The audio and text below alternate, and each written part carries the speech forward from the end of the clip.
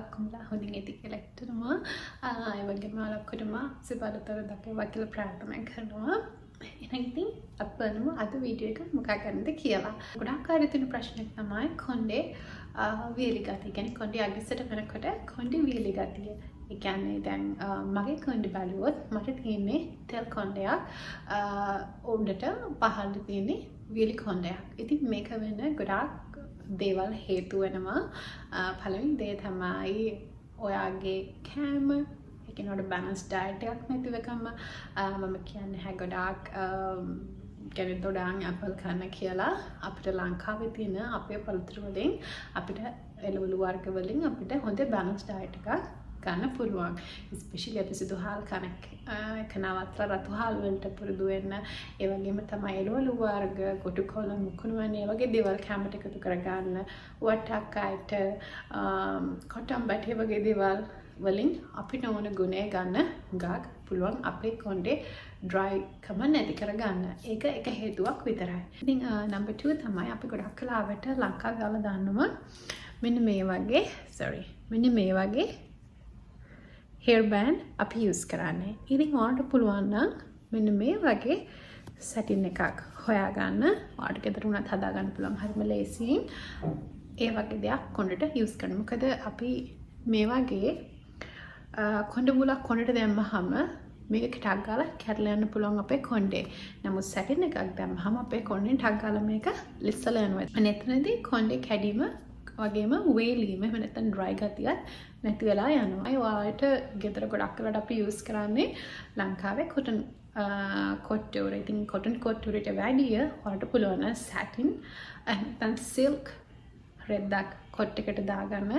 ගොඩක් හොඳයි. කඩෙන් ගන්න උමනාවක්ම නැහැ. ඔයාලට ගෙදර උනත් හදාගන්න පුළුවන්.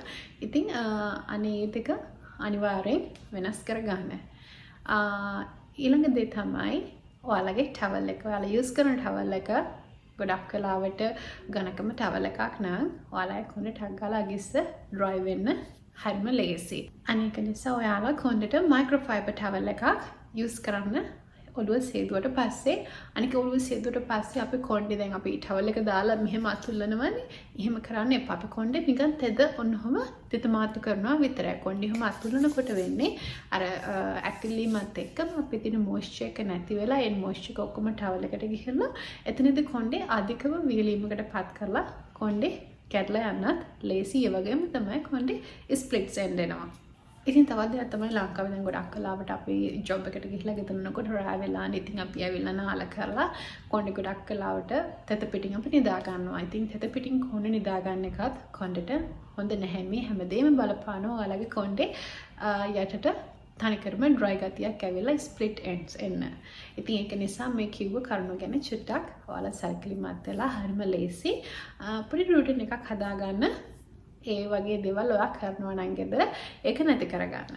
ඒ වගේම තමයි ඔයාලා දැන් ගොඩක් කම නිදා ගන්නකොට සමහරලාට කොණ්ඩයක් ගොතලා නිදා ගන්න පුළුවන්. එහෙමකට ඔයාලා කොණ්ඩේ එතනදිත් කොණ්ඩේ විලීමකට පතලමුත් අපි ඒක ඇඟත් එක්ක එහෙම නැත්නම් කොට්ටෙත් එක්ක ඇතිලීමේදී එතනදී කොණ්ඩේ අධිකව ඩ්‍රයි වෙලා කැඩෙන්න පුළුවන්. ඒ වගේම තමයි අධිකව ෆ්‍රිස් ගතියක් කොණ්ඩේට එන්න පුළුවන්. ඉතින් හොඳම දේ තමයි ඔයාලා මම මෙන්න මේ කියන රූටින් එකට පුළුවන් නම් ඔයාගේ රූටින් එක වෙනස් කරගන්න. මේකට ඔයාලට ඕන කරන්නේ ඔයාලගේ කොණ්ඩේට ගැලපෙන ඔයා කැමති වර්ගයේ තෙල් එකක්, satin කොණ්ඩේ බූලක්, එහෙම නැත්නම් ක්ලිප් එකක්, ඒ වගේම තමයි බොනට් එකක්. බොනට් එකක් නැත්නම් satin රෙද්දකින් ඔයාලට බොනට් එක විතර කොණ්ඩේකට ගහලා තියාගන්න පුළුවන්. එහෙම නැත්නම් පොඩි සොක්ස් එකක්. ඉතින් ඔයාලට කරන්න ඕනේ ඔයාගේ තෙල් එක අරගෙන අතර තෙල් බිඳු 3-4ක් හොඳට දාලා හොඳට අපි අතුල්ලලා ඔයාගේ කොණ්ඩේ ෆ්‍රිස් ගතියෙන් දැන් ඩ්‍රයි ගතිය තියෙන කොටසට විතරක් හොඳට අතේ අර ගත්ත තෙල් චුට්ට ගාගෙන යන්න. මුළු කොණ්ඩෙටම නෙමෙයි, ගොඩක් තෙලුත් නෙමෙයි, බිඳු 2-3ක් වගේ කොණ්ඩේ දිගේ හැටියට. ඒ කියන්නේ අපි කොණ්ඩේ ගාවම කොණ්ඩේ හැම ගොඩාක් ඔයිලි ගතියක් නැහැ. නමුත් ඔයාලට පේනවා කොණ්ඩේ මොයිස්චර් ගතියක් තියෙනවා කියලා. ඔළුව පහළට කරලා ඉස්මුදුරෙන් කොණ්ඩේ හොඳට ගොතලා ක්ලිප් එක එහෙම නැත්නම් ඔයාගේ satin hair band එක දාලා කොණ්ඩේ බෝලයක් බැඳලා ඒකට පුළුවන් වාට වගේ බොනට් එක හැම නැත්නම් සිල්ක් රෙදි කැලකින් ඔය මුළු කොණ්ඩෙම කවර් කරලා නිදා ගන්න. එහෙමත් නැත්නම් ඔයාලට පුළුවන් ගෙදර තියෙන සොක්ස් එකක් එහෙම නැත්නම් මේස් එකක් අරගෙන ඒ ගොතපු කොණ්ඩේ මේස් එක ඇතුළට දාලා නිදා ගන්න. මේක ගොඩාක් හොඳයි ඔයාලට පුළුවන් ඊළඟ දවසේම ලොකු වෙනසක් දකින්න. ඉතින් මම කෝවගේ ගොඩක් තෙල් දාන්න එපා අතට. තෙල් දාගන්න ඔය කොණ්ඩේ හැටිද මගේ කොණ්ඩේ ගොඩාක් දෙකයි. මගේ කොණ්ඩේට මට ඕනේ තෙල් බින්දු 4-5ක් හොඳටම ඇති. අනිත් එක තමයි ඔයාලා තෙල් ගන්නකොට අමතක නොකර ඔය කොණ්ඩේට ගැලපෙන වර්ගේ තෙල් එකක් අරගන්න. ඉතින් ඔයාලා මගේ ඉස්සෙල්ලා වීඩියෝස් බලනවා ඔයාලා දන්නවා ඉතින් ඩීප් කන්ඩිෂන් ට්‍රීට්මන්ට් එකක් කොණ්ඩේට අනිවාර්යයි. මාසෙකට 3 සැරයක් එහෙම නැත්නම් සතියකට සැරයක් අනිවාර්යෙන් කරන්න ඕනේ. ඉතින් මම කරන ට්‍රීට්මන්ට් එක තමයි කෙසල් ගෙඩියකුයි යෝගට් මේස හැන්දකුයි මම කැමති වර්ගයේ තෙල් එකකුයි හොඳට බීට් කරලා මම මගේ කොණ්ඩේට ගාලා තියනවා පැයක්. ගාලා තියලා මම මගේ කොණ්ඩේ සීතල වතුරෙන් හොඳට සෝදලා දානවා. ඊට පස්සේ ෂැම්පූ සහ කන්ඩිෂනර් එකයි කම්ප්ලීට් කරලා.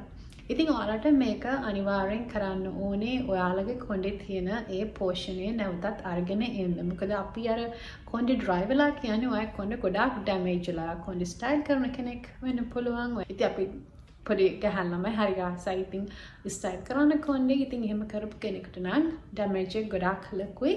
ඉතින් මගේ කොණ්ඩේ ඩ්‍රයි වෙන්න හේතුනේ ගොඩාක් හීට් ටූල්ස් ඒ කියන්නේ ස්ට්‍රයිට්නර් එක කර්ලර් එක බ්ලෝ ඩ්‍රයර් එක තමයි මගේ කොණ්ඩේ ඩ්‍රයි කරන්න ඩ්‍රයි වෙන්න හේතුව. ඉතින් ඔයාලත් තරුණ පොඩි කැහැල්ලමයි නම් ඔයාලා දන්නවා ඉතින් අනිවාර්යයෙන්ම ඔයාලා කොණ්ඩේට වෙන ඩැමේජ් එක ගොඩාක් වෙන්නේ ඔයාලා යූස් කරන හීට් ටූල්ස් නිසා.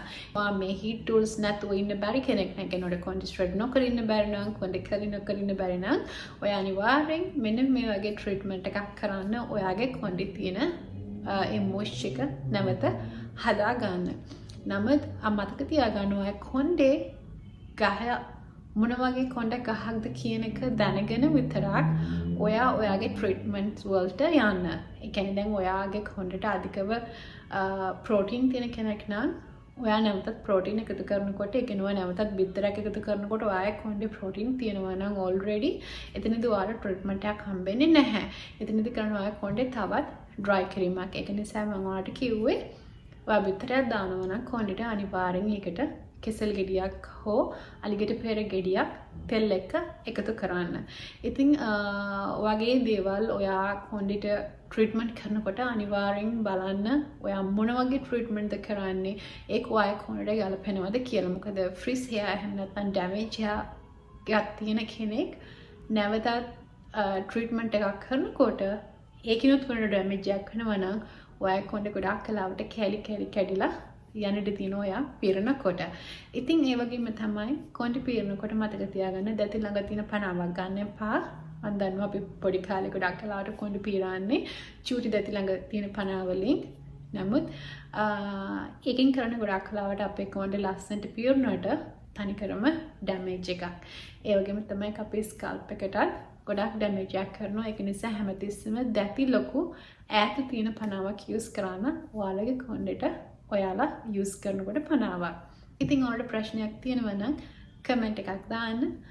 මම අනිවාර්යෙන් රිප්ලයි කරනවා. එහෙනම් ඉතින් අලුත් වීඩියෝ එකක් හම්බෙන්න මම ගිහලා එන්නම්. ඔයාලා ඔක්කොටම සුබ දවසක්.